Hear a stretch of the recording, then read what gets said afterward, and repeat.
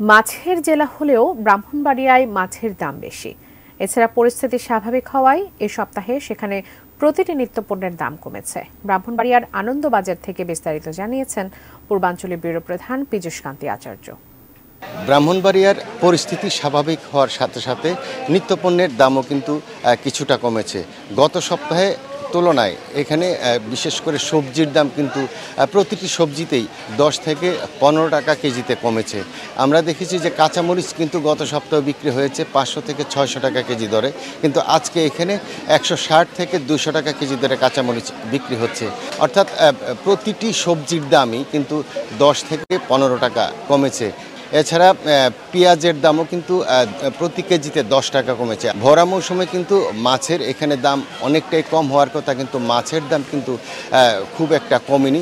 Carp জাতীয় মাছ প্রতি কেজিতে বিক্রি হচ্ছে 400 থেকে 420 টাকা কেজি দরে।